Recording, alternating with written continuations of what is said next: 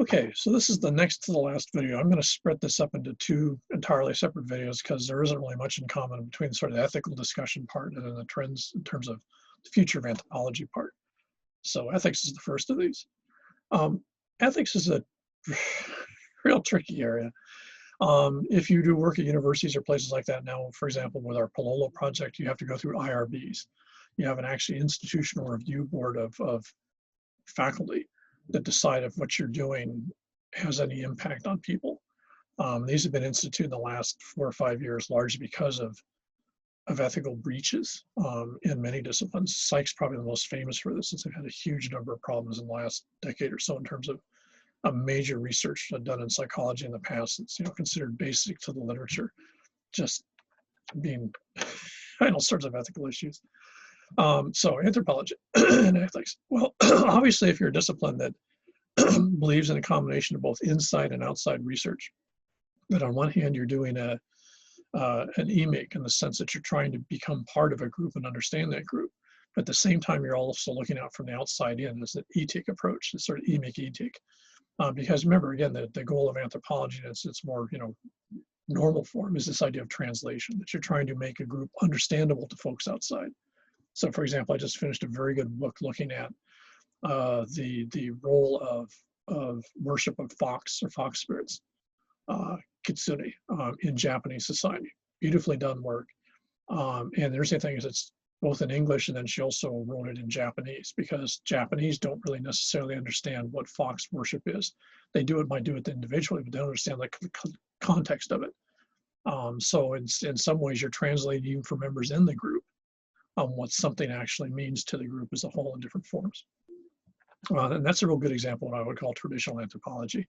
You're making sense of something you see. If you go to Japan, you see fox statues all over the place, and all sorts of shrines tied to foxes, especially the Fushimi Inari shrine in Kyoto. So, you see it, but actually making sense of it, the sense of explaining how it's changed over time, how people, what people use it for, why it's important to them.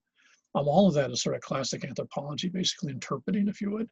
And that requires that you have to be enough of an insider to understand what the insiders think about this, especially if there's an emotional logic to it. And at the same time, you have to be outside enough to be able to understand to be able to nuance it, if you would, to folks that are not members of the group. So anthropology, of course, is like hip deep in the idea and the whole sorts of the sort of ethical issues. And you generally in anthropology, as in most disciplines, you take a course in ethics, which at least in anthropology was, pretty seriously a waste of time if you do it in a traditional form. Because in a traditional form, what you're going to get is they're going to give you these ethical dilemmas and you have to solve them. And the first thing you realize when you actually go out in the field is any situation you have is not going to have been covered in class. And any situation you get in class is always a lot easier than the reality of what you're dealing with in the field situation. So anthropologists on one hand are highly attuned to ethical issues because they're always immersed in them in one way, shape, or form, or usually multiple ethical issues. On the other hand, it's one of those situations where I don't know how you can train people to make ethical decisions. I think all you can do is make people aware that there are going to be ethical problems, that they have to have a very good sense of what is right and what isn't right. So when they get into this new situation, they have some idea of how they want to handle it. And to be honest, you're always making it's gray. There's never black and white when you're looking at ethics. It's invariably much more complicated than it seems. So I've tried to break it down in terms of not what is right or wrong, but basically what I see as two distinct areas in ethics. And this again, you find this a lot, this discussion happening a lot, for example, in work in areas like I do, which is looking at for things like Second Life and such. You find that this becomes the way that most folks involved in ethics, though they're not technical ethicists, especially in the sense that people do this as a full-time study, divide things up in anthropology. One would be the idea of internal ethics.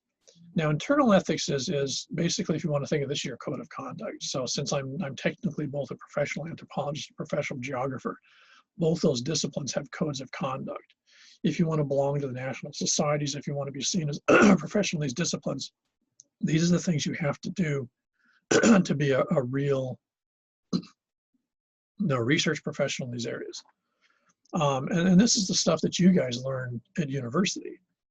The main ones being, and of course, these are the ones that get breached the most, because you have to remember, ethics sounds really easy in the abstract, but for example, if you're An anthropologist, well, anthropologists never get this, but psychologists certainly do. If you're a psychologist, you get a couple of $1 million to do some sort of a research on, say, twins study, which is one of these huge areas of mess. And you have to remember when you get grants, especially from the federal government, in many cases, when you write a proposal, they want to know what you think you're going to find. So you end up in a weird situation if you're trying to figure out something new, that you actually have to write, okay, here's what I want to look at, which makes sense. But then at the end, they also want you to say, here's what I'm going to find. And it's like, well, if I no one has done this before, how do I know what I'm going to find? But in many cases, they'll actually told you to that. So if it turned out that you guessed wrong in terms of what you were going to find, you can have some real ethical issues that pop up, because if you want to keep your grant money, in fact, if you don't want to have it taken back from you, if you ever wanted to get another grant, then you pretty much got to find some way to spin what you discovered into what it was you thought you were going to find. And as you can imagine, this gets ugly really fast. And this basically shows up what we call data manipulation, where you basically manipulate or selectively look at your data to get the results that you've already hoped you were going to find. So it's a huge source of bias. And in fact, bias is one of the main internal issues that you have to be aware of. And this is certainly true, of course, in anthropology. Another one is plagiarism, where and again, you guys can see this a lot, but especially when you become a professional academic, if you're trying desperately to come up with some new idea and someone else had the idea, and you sort of conveniently in your mind sort of short it out, well, they were sort of looking at this, but I'm going to change 2 of the words, and therefore, even though the concept's the same, since it's not phrased exactly the same, now it's mine. Now it's still plagiarism. And anytime you take something without citing who actually came up with it, whose idea it was, you're basically, of course, stealing their mental energy, if you want, their mental mana, because it's their idea. They spent the conceptual energy coming up with it. They'd had the creative insight to say it. You're just, walking off with it because you either want to make money or you want status, you want to publish a book or whatever it might be. So professionally, there's a real reason why you want it, but it isn't yours. So these two areas of anthropology are the real complicated ones, and subject to abuse all the time, especially because you have to remember, as with the other behavioral science disciplines, but even more so in anthropology, if you think of, like, for example, the short video we saw where the guy was being treated by the acupuncture specialist that was generating mana. If I'm an anthropologist and I see that situation, so I'm actually there with those guys filming that, I can write that up. I can even do the video, like the video we saw. But if one of you folks, comes along 10 years later and they're not too sure about that, they're thinking, I don't know, I don't think that actually happened that way. You can't go back and check the situation again, assuming that guy's still alive. Everything he's done, there was a film crew there. He did this. 10 years have passed. It's not the same situation. You cannot replicate the data in anthropology. And so everything in anthropology is a discrete, unique situation. So it's not subject to testing in the sense of testing as if it was the same. You could go back and look at the same group of people doing the same type of healing with mana. And so you might go to 2 other folks, and in your view, what they're doing is just real clever manipulation. They actually aren't generating mana in their body. And when they set fire to a piece of paper, that's actually sleight of hand with a lighter or something like that. But that doesn't necessarily mean that what the guy filmed that you guys saw in the video was wrong. It just means that the study that you did with the 2 guys you looked at didn't show the same thing. And this is a huge problem in anthropology. You can never replicate a situation, because in the same way that you can't go back and redo something you did 2 weeks ago, if you were talking to a friend of yours, or you're doing some sort of Instagram conversation back and forth 2 weeks ago, you can't go back and do the conversation again, because the 2 weeks have passed. That conversation's already happened. You can carry on from that conversation into a new conversation, going back over the same stuff, but the person you're talking to remembers what you did 2 weeks ago. So anthropology, everything in anthropology is unique, and that makes it an absolute nightmare if you want to have this idea of replication. So at some level in anthropology, you have to trust the anthropologists that were there before you to have done their job properly, because there's absolutely no way that you can validate or verify on what they did. Now, of course, in some levels you can verify they were actually there, did they actually talk to these people, et cetera, et cetera. And this has turned out to be a real furball in anthropology when, 10, 20, 50 years later, someone wants to go back because they don't agree with the findings. So they want to go back and see whether the data was manipulated. Good luck. If it's 50 years ago, how many of those people are still around? You know, you're not going to have the same conversation if you had, if originally, so for example, Marvin Reed has a conversation with Samoan women when they're 15. If I go back in 50 years later and have a conversation with those same women when they're now, you know, 60-plus-year-old matrons and powerful members of the society, they're not going to talk the same way. They're not going to see the world the same way. So, you know, you can compare what they were and what they are, but you can't go back and test what they said 50 years ago. So anthropology is, in that regard, and ironically, probably isn't as subject to data manipulation in one regard, in the sense that no one can ever check your data, in the sense of being able to, you know, test it for validity. On the other hand, what it also means is incredibly easy, since most of this is dealing with interviews and personal interactions. It's very, very easy to skew the way, for example, you phrase questions, the type of responses you get, the social relationship you have with that person. In many, you know, in most societies, the gender you are. You know, women anthropologists asking questions of Chinese men are not going to get the same answers as someone like me as a male anthropologist asking questions of Chinese men. They aren't necessarily right or wrong answers, but I can guarantee they're going to be different, because in Chinese society, men are seen as different women, even if they're intellectuals. So, you know, that means right off the bat, there's going to be variation.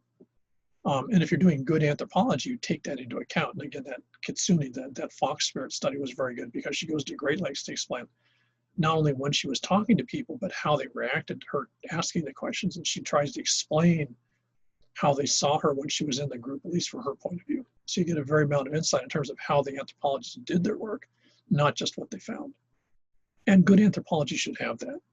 And if you want to see if something's good anthropology, this is one of the reasons why you always want to look at the introduction if it's a major work. There should be somewhere where they actually talk about, you know, what were the problems I had? How was I seen? What did people talk about? What did people not want to talk about? You know, so you're not only at the end, not only doing a translation, but you're also explaining the role of the translator and the relationship that the folks that were talking had to the translator, because that's going to shape, of course, what you see after that. So internal ethics would be pretty much what you guys have in your student code of conduct. You know, you don't fake sources. You give credit where credit's due. You don't play games with that type of stuff, and you don't fiddle with the data. And you know, that's why we call these are internal, because they're you know, in any discipline, they're the way that you do the work you do. But notice how they're not part of a larger sort of moral code. That's external ethics. And internal ethics are fairly straightforward, but on the other hand, they can get to be complicated. External ethics are almost a nightmare from the beginning to the end. And external ethics mean when you're, especially this is where ethnocentrism kicks in a lot. If you're studying another group, or if you've been studying another population within your group, the point in time when your attitudes, your own views based on your own background, your ethnocentrism kick in, can really be sort of shocking. I know this is very true with the work that I do. You know, it's really hard to not make judgments about what you see in front of you. It's a little bit easier, though these end up very complicated with, for example, I'm working with the Hawaiian communities in East Maui. Their sense of time is something I grew up with, but over the years, I've become very sort of classic Anglo-American in time. So when someone sets up an appointment, they show up like an hour late, I get pissed off because, you know, I've now wasted an hour. And in their view, in Hawaiian view, it's task, and they were busy doing something else, and they weren't going to come and talk to me till they finished what they were doing. Yeah, they set up a time, but the task is more central. I know that. I even study it, but that doesn't mean it doesn't irritate me. So in that situation, it's changing how I'm going. It's really hard to not have that change the way that I relate to them when I'm asking them questions or talking to them, because I'm thinking in the back of the mind, dude, you know, what? You know, why, where were you? You know, so that's very typical of external issues. That's my view of how things should be, shaping to a certain extent the relationship that I have with that person. The classic example of this in anthropology was back in the 70s. It must have been, it must have been late 70s. This guy at Stanford, who was one of those, you know, at least like I had one of these folks when I was at Berkeley, one of these irritating people that picks up languages in like a week. I think got his bachelor's degree by the time he was like 18. Was finishing up his PhD in anthropology at Stanford, I think when he was in his mid-20s. which for normal people like me is sort of like, so he was this golden child. Of course, the department loved him. China had just opened up, and so he decided to do his PhD research on China. And what he decided to look at was the impacts of the one-child law, which, if you remember Chinese society, till about 10 years ago, there was a regulation in Chinese society you couldn't have more than one kid, and this was due to population issues. So he decided he was going to go study that. So the department goes, yeah, okay, fine, because you walk on water, sort of thing. And at the time, China was just opening up to Western researchers. So, the Chinese government is all, since this is Stanford, and Stanford's like the place, and this guy actually speaks Mandarin fluently. His wife is actually from an area, so he actually decides his wife's actually from Fujian province somewhere. So he decides that what he's going to actually do is he's going to go to his wife's town, and that's going to be the basis of his study area. And so the Chinese government's like, yeah, okay, fine. So when he does this study, there's a whole set of problems, and the problems aren't internal. The problems are the fact that he should have never done the study. It turns out that his view, his religious background, the way he saw the world, was that abortion is a sin. So he didn't go into this looking at how the Chinese government was pushing or encouraging one-child families, which means you have to abort extra, kids, fetuses. He basically already had come up with the idea that this was wrong. So what you might say is he comes up with a very agenda-laden investigative study. Now, because he became so upset about the abortions taking place and the fact that in many cases these were pushed by families or government officials, not the women who were bearing the kid, that he starts filming all this stuff. So he's actually filming these women as they're testifying they're going to be, have to go through an abortion or they've gone through an abortion. He changes their name, but of course he doesn't change the name of the village. So everyone, of course, knows, if you're familiar with rural China, rural anywhere, everyone knows within about a split second who these people are. He then, for some reason, again, I don't know why he ever did this study. All I can think was just huge hubris and ego. He then decides to go to Taiwan, which of course is an independent country, the nationalist China. And he then publishes a whole series of videos and documentaries about forced abortions of women in China that are done by the government and their family, and how morally improper this is and how bad this is. And he actually leaves the video of the women doing the testimony these, in these videos. Well, of course, what immediately happens is all these people disappear. They're gone, they're dead. He's killed off parts of his wife's family because of his moral certainty about the bad sides of abortion, which means that, he could have studied something else in Chinese society that he didn't have a moral compass on that wouldn't have resulted in the death of, it's estimated, maybe between 70 and 150 people. Because you not only killed a woman, in some cases, if you think the family's going to do something, the family gets, quote, re-educated, and most folks don't make out of a re-education camp in China. So, he goes back to the United States. Stanford's totally pissed because he hasn't done his dissertation yet. He decided to stop off in Taiwan, starts this whole sort of public relations campaign about getting the Chinese to stop doing abortions from another country. Then goes back to Stanford and says, okay, I'm ready to finish my dissertation. Stanford throws his ass out. They basically say, what the hell? This is totally ethically inconceivable. You basically have killed people because of your moral issues. And what you chose to study was intentionally because of your moral issues that resulted in the death of innocent people. And he's sort of like, yeah, no problem. And so he sues Stanford, saying he should have been brought back in because there was no question about the quality of the work he did, which is true. There was no internal problem. He didn't manipulate the data and he didn't plagiarize anything. He just ended up, because of his moral social stance, he ended up in killing people.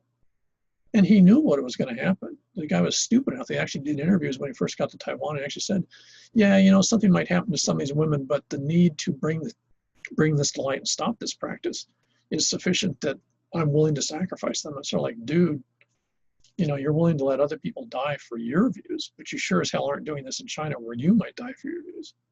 So it's an incredibly depressing performance. Stanford won the lawsuit. He was thrown out of the PhD program. He didn't end up with any degrees in anthropology. They stripped all his degrees from him. He then went on the talk show host. He was around for the next 10 years. In fact, I suspect he probably pops up occasionally on real conservative websites still, talking about the whole abortion issue in China and, and government control and how the government kills people, da da da da da. Yeah, the government shouldn't be killing people, but you set those poor folks up. And he just entirely absolves himself of any blame. Well, you know, the moral need to do this was so great that this was the only way I could do it. It's like, well, you know, at least from my standpoint as an anthropologist, that's bullshit. You know, that's, you set those folks up, and at some point you knew going in what was very likely the outcome. Because you have to remember, this guy's incredibly smart. He knows everything about Chinese society. He knows exactly how the government's going to respond to this stuff. You know, that's external ethics. One of the mantras of external ethics is you try as much as you can to avoid getting into something that you've got a huge amount of moral investment in. Because if you do, it's going to get in your way. Because if you're studying another group, it's almost guaranteed they do not have the same moral view of it that you do. So in anthropology, that's when the big red light starts flashing. You go, oh, no, no, no, no, I got to back off of this. Now, in some cases, you know, you might be taking, at least in your moral compass, that might be the cheap view of it because you're actually backing off of something you care about significantly. But at some point in anthropology, the external ethics include the protection of your informants, the people that are allowing you in to study them. If they don't talk to you and they don't invite you into their house, then you've got nothing to write. So at some point, anthropology, more so than almost any other discipline, is entirely dependent on the people that allow you into their world. And that means you have an enormous obligation to them to protect them and keep them from harm because they've been so generous to share with you. So that's sort of the two types of ethics: internal in terms of being professional, if you want to think about it, and external in terms of sort of morality ethics, which is usually kicked into ethnocentrism in some way, shape, or form. But that one case of that guy, for some reason I forget his name, to be honest, I don't particularly care. It's just like the poster child of anthropology. But it was probably good because when that case came out, it was so egregiously mind-blowing that I think almost everyone who was an anthropologist, or for like me, who was in programs in anthropology, thought, holy crap. You know, I think it woke everyone up to just exactly the complications of being in this discipline, which is not the same. You know, to a certain extent, for example, in sociology, if you depend largely on questionnaires, well, you're not that close to your informants, and in many ways you can actually make barriers so you don't know who they are. Think of SurveyMonkey, for example. So in that situation, you can get information back, but it'd be very hard to end up with people getting killed over what they tell you, because you don't, in many ways, in some ways, you don't really know who they are. Now, to an anthropologist, that also means you're missing the richness and complexity of that type of thing. For example, again, if you think of the guy doing the acupuncture healing, the mana, I don't see any way you could do a questionnaire to basically can replicate that maybe, 4 or 5 minutes of video in terms of the complexity. I don't see how you can do it. You know, you have to do it in the anthropological approach. But that means there's enormous consequences to using the anthropological approach. And so that's ethics. Ethics is on one hand incredibly easy. Everyone has ethical stories they tell about times they screwed up or where they were blindsided, which is probably the most common thing in anthropology, is where all of a sudden something happens and you're just sort of like, you know, it's not something you expected. In many ways, you totally disagree with it. But you got to remind yourself, you have to grab yourself by the back and actually say, hold it, folks. You know, this is their place, this is their house, this is their way of doing stuff. I'm not in the situation where I can make judgments on them, because they're not. If they're sitting in my house and I'm doing it, then that's a different thing, but not in this situation. So it's one of the most difficult things of anthropology, is to be aware of how important ethnocentrism is and how absolutely dominant it is in the way that we view others. And it's no different if you're an anthropologist. I'm just as ethnocentric as everyone else. The only difference is I've been trained that when I get ethnocentric, I'm supposed to recognize it, you know, and at that point try to actually, you know, sort of consciously control how it's shaping the way that I'm looking at what I'm dealing with. One of the other things that's become a huge issue in anthropology in the last generation or two, so maybe the last 40 or 50 years, is that more and more anthropology, since anthropology in many cases started as the study of the other, and that generally meant, you know, lack of better terms, exotic groups. And in part that's because anthropology was like the other behavioral sciences. In fact, that's why they're called behavioral sciences. We're in a behavioral science program. Is the idea of the word science is really key, because science involves both replication, but science also involves the ability to make predictive judgments. So if you think about it, the classic example would be laws of physics. So at some point, behavioral scientists think that they can actually make laws of human behavior that apply to, you know, the human species.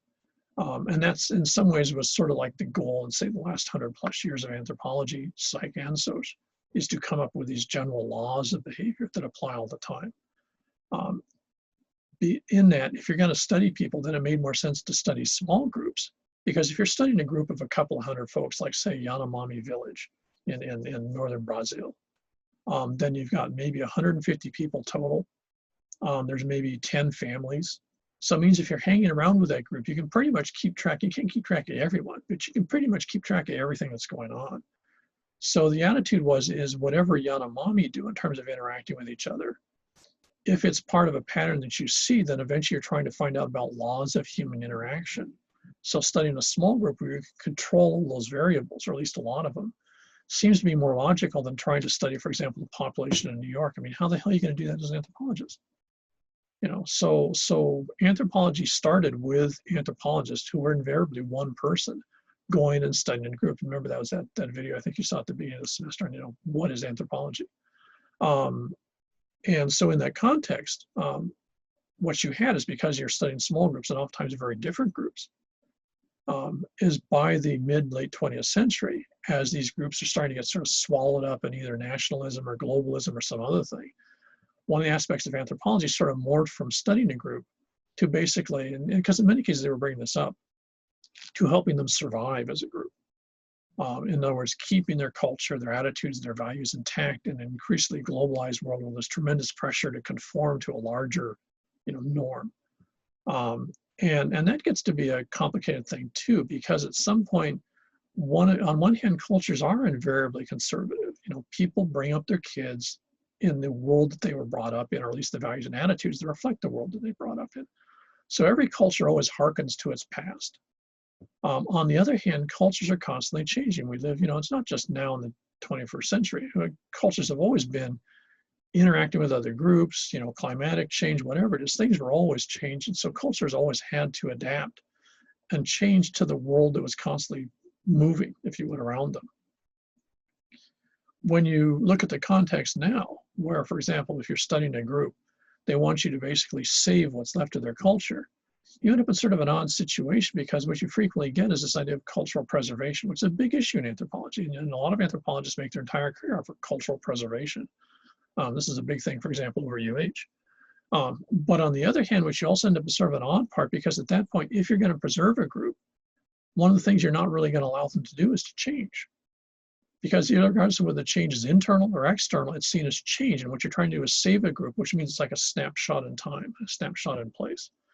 And so what you get is oftentimes what's called sort of, my term for it is frozen conservatism, where you can't change anything because somehow it's going to change the group, and that sort of delegitimizes it because this is the way they were. If you want to think about in the context here, if you talk to folks that are sculptors or something, or like one of my friends who does haku-lei, they specialize in flower lays. There's actually a pretty big pushback if you try to do different patterns, or if you're carving things in a different way. So if you're trying to do what you might call Hawaiian carving, then that sort of means you have to do it in traditional forms. If you try to do a modern context, then it's not considered traditional anymore. Why not? I'm not sure. But somehow what happens is that's this frozen conservatism, that if you're going to be an artist in that society, you have to do things in the way that society does stuff. You're not allowed to change it. Now, I know this from my own background, because one of my aunties is real famous as a beater. She's one of the folks that makes these beautiful dance panels for powwows. And she's constantly coming up with other ones that are absolutely spectacular. And they're not part of Western design. They're a uniquely Arapaho Cheyenne way of looking at stuff, but they're not traditional patterns. And she gives those away to relatives, but she doesn't sell them, because she tried about 20 years ago she brought some of those out for people to look at. On one hand, people loved them. On the other hand, the minute she said that they were Cheyenne Arapaho designs, people went, no, it ain't happening. Never mind the fact that that's what she is. And she's one of the few native speakers of Arapaho left. Nonetheless, it didn't count, because it wasn't the way that we had always done it. So therefore, ironically, if she was part of another group, she could constantly do something creative and new. If you think of music, people don't, MTV type, whatever's current on the charts music that you hear in 2020 isn't the same as 10 years ago. So that group's allowed to change. But in the context of a preserved population, where cultural preservation is a big thing, not only from the outside, but also from insiders, change is really problematic in terms of whether the group's going to accept that, because now you've shifted something. Now, the reason this gets very complicated, and in fact, again, back to my background, is that from the 1870s, 1880s, when groups like the Cheyenne and Arapaho were put on reservations, which meant they're now under US control. And among other things, the United States decided that one of the things that the Americans were going to do is civilize Indians. So at that point, there was a whole mess of stuff you weren't allowed to do. You weren't allowed to have multiple marriages. Polygyny was very common in Native American populations in the plains. That has to stop. Now you can only have one spouse. You can't give your kids away to your relatives, which again, as with the Hawaiians, was very normal. Hanai was a very normal thing to do. Can't do that anymore. So there's all these rules that basically are intentionally changing the culture to try to make Indians real like Anglo-Americans with black hair and a really good tan and big noses. So in that context, there was no interest by the folks running the reservations, i.e. the Anglo-Americans running the reservations. And you have to remember, you were not allowed off the reservation in the early period. If you're off the reservation, you stayed off, theoretically the government, one, could arrest you and bring you back. If you tried to escape again, they could shoot you. So reservations were basically concentration camps for many folks. And also your kids that are taken away to Indian schools to be trained to be white. So Anglo was the goal. Indians were something they were trying to get rid of. So in that context, what you had was this enormous push to erase everything they could find of Indian heritage that would impede them becoming Anglo, or here called Haole, in terms of Anglo-American. Now, ironically, when that's happening, what you get is anthropologists who are interested in looking at these groups because they see these cultures disappearing, and they want to try to record as much as they can of them because they see them as being something unique and something different, and they're very aware that this isn't going to be around because the government's doing everything but pounding them with a brick to get rid of it. So, for example, in our group, one of the first anthropologists, in fact, he was one of the first anthropologists in the United States, was a guy named Kroeber. So he goes and he hangs out with the Arapaho and the Cheyenne, and he basically tries to record everything he can of the society. And one Cheyenne family actually, or no, yeah, actually both, one Cheyenne and Arapaho families both actually had sort of adopted him, they sort of Hanai him in.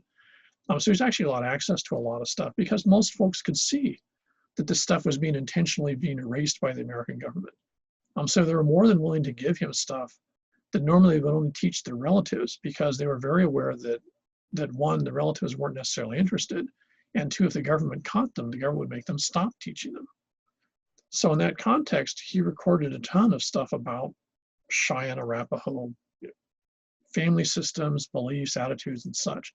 One of the major ceremonies that's done by Plains Indians is called the Sun Dance, which is a dance that you do in the late spring, summer, and it's actually talking to both your ancestors and your ancestors through the venue of the sun disk, which is seen as sort of like a large global ancestor.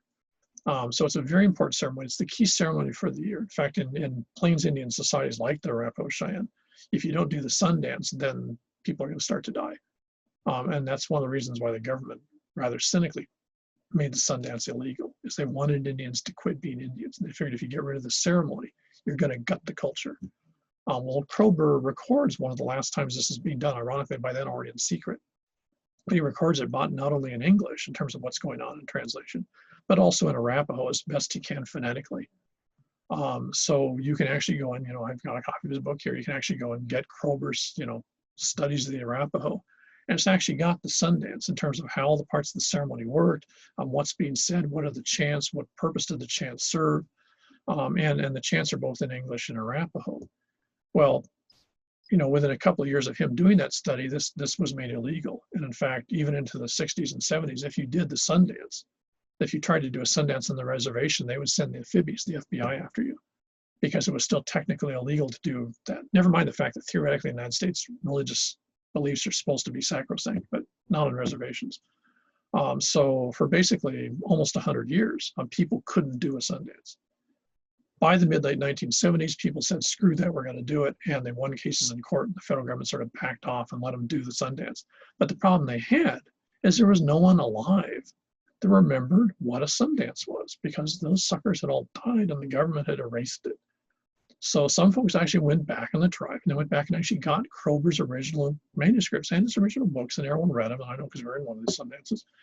And everyone practiced how to actually say these words in Arapaho, because again, there's only about 25 Arapaho speakers.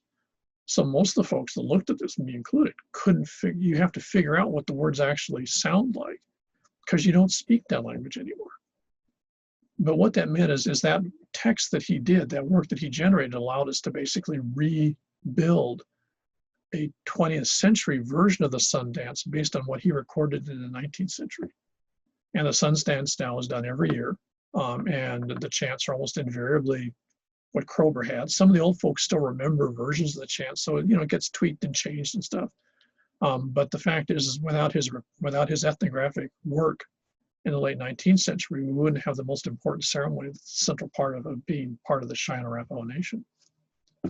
So, this is another part of ethics that's really key. On one hand, cultural preservation, if it's conservatism, which means you can change, can be a real negative thing in many ways, because it's sort of implying that the culture isn't alive anymore. That's not somehow sort of like a static zoo exhibit or something like that, or museum exhibit. On the other hand, recording aspects of culture can actually help that culture persist and survive. The Okinawan traditions here in Hawaii are in part sent back to Okinawa because the Japanese, when they controlled Okinawa in the 20th century, he tried to erase every aspect of Okinawan culture. The Okinawans that came over here for the plantations took much of that back post-World War II and sort of reintegrated Okinawan values and attitudes to a population that for 50 years had lived on pain of death, had been told you can't speak the language, you can't do this stuff, or we'll kill you. So this idea of basically preserving culture and then reintegrating it back into a dynamic group is sort of the flip of the idea of sort of freezing a culture in time and leaving it as almost like a display piece. But they're all part of this sort of the ethics of being an anthropologist, because we're studying groups, and we're studying groups that in many cases in today's world are trying really hard to figure out both who they are and how that's different than the larger world around them.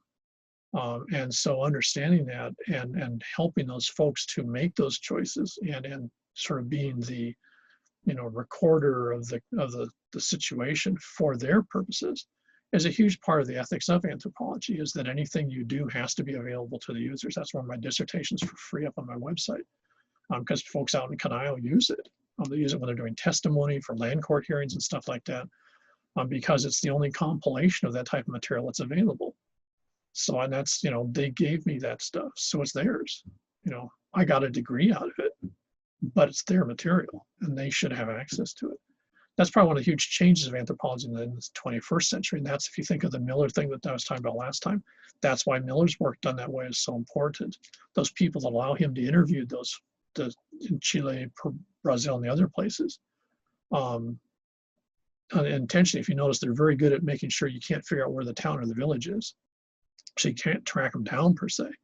But on the other hand, all that stuff is published and accessible. So anyone from that culture or that group can access what the anthropologists have found about the relationship of social media in Chilean society, for example. And you don't pay, $150 or $300 for a textbook to get it. It's yours, because without it, there would have been no study. So that's sort of like the bottom line of ethics and anthropology. We are intimately tied to the folks that we do the research of, and therefore the research we do is as much theirs as it's ours. In some ways, we're the compilers of stuff, and maybe we're the interpreters of stuff, but it's not ours. And that's probably one of the big differences I would see with anthropology and other disciplines at a university like Chaminade, where the idea of research is yours. We don't see it that way, or it's not ours. We get the benefits of it, but there's also a huge amount of obligation attached to it.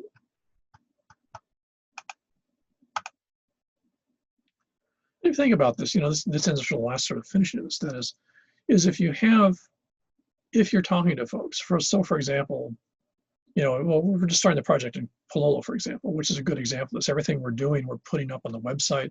As soon as it gets to any finished forms, it goes up on the website that's accessible to everyone. And one of the main goals of the research project is to basically be able to provide a description of just about everything we can find out about Pololo. What makes it Pololo? What do people think of Pololo?